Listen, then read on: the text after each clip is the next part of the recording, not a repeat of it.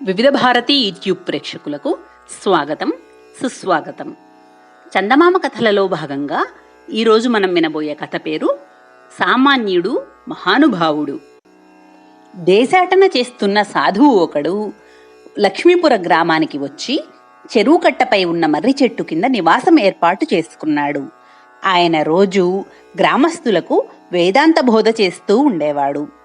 ప్రతిరోజు వంతుల వారీగా గ్రామస్తులు ఆయనకు భోజనం పెట్టేవారు.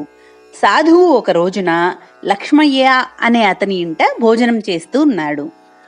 ఆ సమయంలో లక్ష్మయ్య ఇంటికి గురువులు అనేవాడు వచ్చి, అయ్యా, మీ బాకీ అన్న ప్రకారం రేపటికి తీర్చవలసి ఉంటుంది, కానీ సమయానికి డబ్బు అందలేదు, మరొక నెల రోజులు గడువు కావాలి అని అడిగాడు. వెంటనే లక్ష్మయ్య గురువుల్ని, నువ్వు మాట మీద నిలకడలేని మనిషివి, నీలాంటి వాడికి అసలు డబ్బు అప్పు ఇవ్వకూడదు అంటూ కోపావేశంతో నానా మాటలు అని తిట్టి పంపించేశాడు. సాధువు ఇది చూసి లక్ష్మయ్యతో, నాయనా, కోపం అనర్థహేతువు, దానిని నిగ్రహించుకోవాలి. ఇంతకు నువ్వు గురువుల్ని తిట్టి సాధించినది ఏముంది?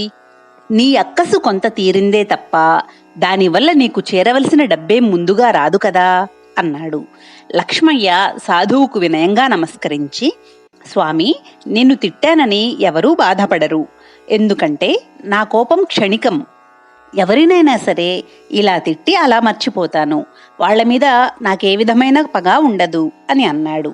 అప్పుడు సాధువు లక్ష్మయ్యను మెచ్చుకుని, కోపాన్ని నిగ్రహించుకోవటం మంచిది, కానీ కోపం క్షణికమే అయితే చాలా గొప్ప విశేషం. పైగా నీ మనసులో ఎదుటివారి మీద కోపం ఉండకపోవడం మరింత గొప్ప విశేషం అని చెప్పి ఇంకా ఏదో చెప్పబోతూ ఉండగా అక్కడికి లక్ష్మయ్య స్నేహితుడు రుద్రయ్య వచ్చాడు.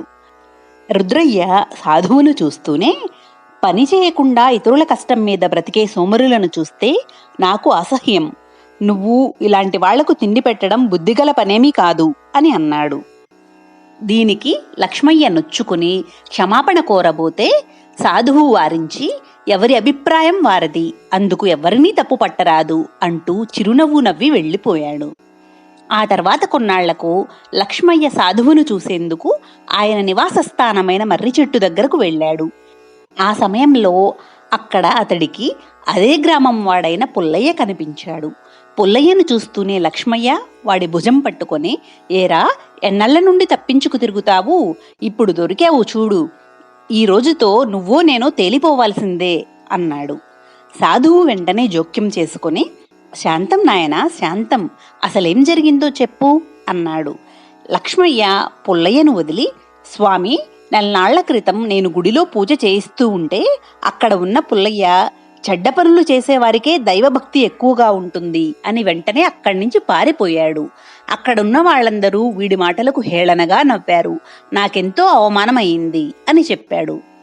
సాధువు పుల్లయ్యను మందలించి, ఎదుటివారిని నొప్పించి మాటలు అనడం తగదు అని చెప్పాడు.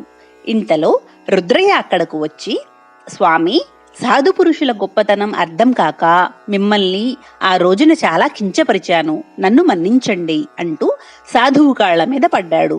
సాధువు మందహాసం చేసి, మన్నించడానికి నువ్వు చేసిన అపరాధమేమిటో నాకు తెలియదు నాయనా, నీకొచ్చిన కష్టమేమైనా ఉంటే చెప్పు, నా శక్తి కొద్దీ సహాయపడతాను అని అన్నాడు.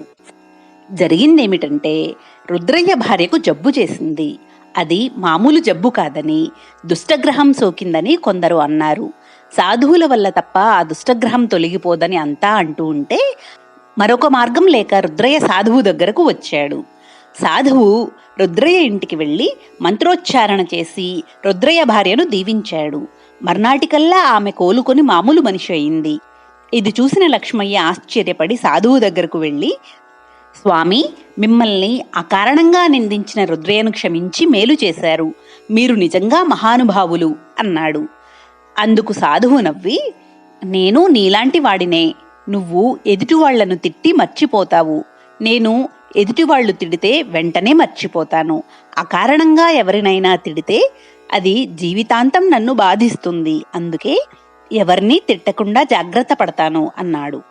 సామాన్యుడికి మహానుభావుడికి ఉండే తేడా అప్పుడు లక్ష్మయ్యకు అర్థమై క్రమక్రమంగా తన కోపాన్ని తగ్గించుకున్నాడు. తరువాయి భాగంలో ఇంకొక కథను విందాం. సర్వే జనా సుఖినో భవంతు, లోకా సమస్తా సుఖినో భవంతు. ఓం శాంతి శాంతి శాంతి.